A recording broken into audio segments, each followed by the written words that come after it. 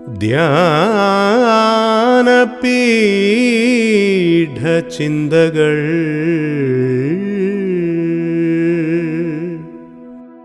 ധ്യാനപീഠചിന്തകൾ, a devotional thought for worship.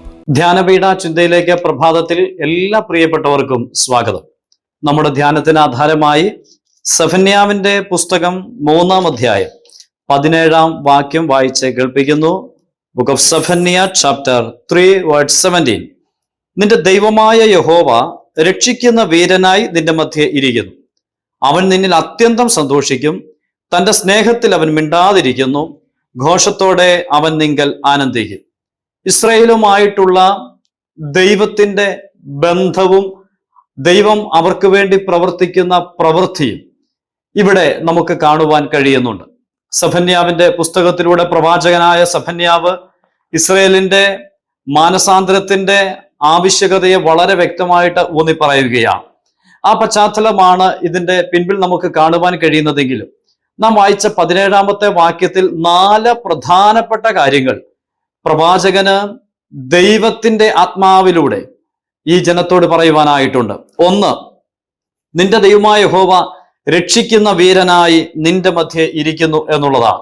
2, അവൻ നിന്നിൽ അത്യന്തം സന്തോഷിക്കുന്നു. 3, തന്റെ സ്നേഹത്തിൽ അവൻ മിണ്ടാതിരിക്കുന്നു. 4, ഘോഷത്തോടെ അവൻ നിങ്കൽ ആനന്ദിക്കും. ഈ ജനത്തിനു വേണ്ടി പ്രവർത്തിക്കുകയും ആ ജനത്തിന്റെ മധ്യേ നിൽക്കുകയും ചെയ്യുന്ന ദൈവത്തെയാണ് ഇവിടെ പ്രവാചകൻ വെളിപ്പെടുത്തുന്നത്. അപ്പോൾ ഇസ്രായേൽ എന്ന ജനതയ്ക്ക് വേണ്ടി മാത്രം പ്രവർത്തിക്കുകയും ആ ജനത്തിന്റെ ആവശ്യങ്ങളിൽ കൂടിയിരിക്കുകയും ആ ജനത്തിൽ ആനന്ദം കണ്ടെത്തുകയും ചെയ്യുന്ന ദൈവത്തെക്കുറിച്ച് പറയുമ്പോൾ ഈ 4 പ്രധാനപ്പെട്ട ആശയങ്ങളിൽ ഒരു ആശയം ഇന്ന് പ്രഭാതത്തിൽ ഞാൻ നടത്തിയെടുക്കുവാൻ ആഗ്രഹിക്കുകയാണ്. നാം വായിച്ച 3-ാമത്തെ ആശയം നോക്കുക. തന്റെ സ്നേഹത്തിൽ അവൻ മിണ്ടാതിരിക്കുന്നു എന്നാ വായിക്കുന്നത്.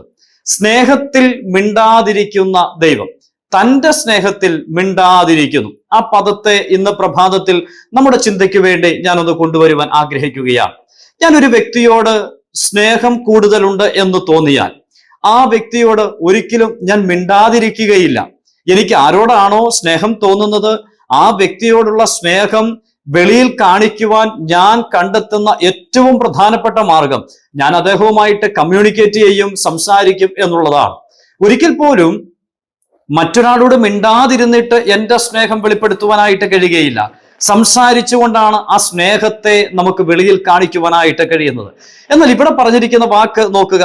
തന്റെ സ്നേഹത്തിൽ അവൻ മിണ്ടാതിരിക്കുന്നു. ജനത്തോട് പറയുകയാണ്, ദൈവത്തിന്റെ സ്നേഹം നിമിത്തം ഈ ജനത്തോട് മിണ്ടാതെ ഇരിക്കുന്നു. ഈ പ്രഭാതത്തിൽ ഈ വാക്യം നമ്മുടെ കർത്താവിന്റെ ക്രൂശുമരണവുമായിട്ടൊന്ന് ചേർത്ത് വെക്കുവാനാണ് ഞാൻ ആഗ്രഹിക്കുന്നത്. നമ്മോട് അത്രമേൽ സ്നേഹം കാണിച്ച ദൈവം മിണ്ടാതെ ഇരിക്കുകയാണ്. താൻ സ്നേഹിക്കുന്നു എന്ന് പറയുമ്പോൾ തന്നെ ആ സ്നേഹം വാക്കുകളിൽ പ്രകടമാക്കാതെ താൻ സൈലന്റ് ആയിട്ടിരിക്കുന്നു എന്നാണ് വെളിപ്പെടുത്തിയിരിക്കുന്നത്. ഇന്ന് പ്രഭാതത്തിൽ പ്രിയപ്പെട്ടവരെ, ആ സ്നേഹത്തിന്റെ യഥാർത്ഥ പ്രദർശനവും ഈ പറഞ്ഞിരിക്കുന്ന വാക്യത്തിന്റെ വിശുദ്ധീകരണവും നമുക്ക് ആ നിലയിൽ കാണുവാൻ കഴിയുന്നത് ഒരൊറ്റയിടത്ത് മാത്രമാണ്.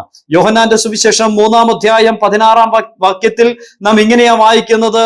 For God so loved the world. ദൈവം ലോകത്തെ അത്രയ്ക്ക് സ്നേഹിച്ചു. ആ സ്നേഹത്തിന്റെ വ്യക്തമായ ചിത്രം ദൈവം മിണ്ടാതിരുന്ന് കാണിക്കുകയാണ്. അതിവിടെ നമുക്ക് കാണുവാൻ കഴിയുന്നത്.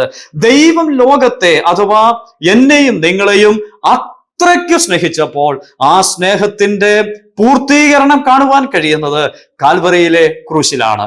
നമ്മുടെ കർത്താവായ യേശു ക്രിസ്തു അതിവേദന സഹിച്ച് ആ ക്രൂശിൽ കിടന്ന് പ്രായശ്ചിത്ത മരണം വരിക്കുമ്പോൾ അവിടെ ദൈവത്തിന്റെ സ്നേഹ നിമിത്തം ദൈവം മിണ്ടാതിരിക്കുന്നു എന്നുള്ള ഈ തിരുവെഴുത്ത് അവിടെ ഒരു നിവൃത്തീകരണത്തിലെത്തുന്നത് കാണുവാനായിട്ട് കഴിയുന്നു. ഈ പ്രഭാതത്തിൽ ഞാൻ പറയട്ടെ, സ്നേഹം പ്രകടിപ്പിക്കുവാനുള്ള ഏക മാർഗം എന്ന് പറയുന്നത് നാം കമ്മ്യൂണിക്കേറ്റ് ചെയ്യുക എന്നുള്ളതാണ്.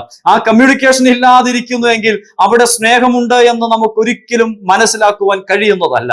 എന്നാൽ ദൈവം തന്റെ സ്നേഹത്തിൽ മിണ്ടാതിരിക്കുകയാണ്. ആ സ്നേഹം ദൈവപുത്രനെ ക്രൂശിൽ നമുക്ക് വേണ്ടി തകർത്ത് കളഞ്ഞുകൊണ്ട് ക്രൂശിൽ കിടന്ന് അതിവേദന സഹിക്കുമ്പോൾ ദൈവപുത്രൻ നമുക്ക് വേണ്ടി പീഡകളിലൂടെ കടന്നു പോകുമ്പോഴും സ്വർഗം നമ്മോട് കാണിച്ച സ്നേഹ നിമിത്തം മൗനമായിട്ടിരിക്കുന്ന കാഴ്ചയാണ് കാണുവാൻ കഴിയുന്നത്. എത്ര അഗാധമായ സ്നേഹം! മിണ്ടാതിരുന്ന് നമ്മെ സ്നേഹിച്ച സ്നേഹം. ആ സ്നേഹത്തിന് മുമ്പാകെ ഇന്ന് പ്രഭാതത്തിൽ നമുക്ക് സർവ്വമഹത്വം അർപ്പിക്കാം. ഇതുപോലെ നമ്മെ സ്നേഹിപ്പാൻ ആരും ഉണ്ടായിട്ടില്ല. തന്റെ പൊന്നോമന പുത്രനെ ക്രൂശിൽ തകർത്ത് കളഞ്ഞുകൊണ്ട് അത്രമേൽ നമ്മെ സ്നേഹിച്ച സ്നേഹത്തിന് മുമ്പാകെ സകല മഹത്വം അർപ്പിച്ച് ഇന്ന് പ്രഭാതത്തിൽ അവിടുത്തെ നമുക്ക് ആരാധിക്കാം, മഹത്വപ്പെടുത്താം. അവിടുത്തെ വിലയേറിയ നാമം മാത്രം മഹിമപ്പെടുമാറാകട്ടെ. ആമേൻ.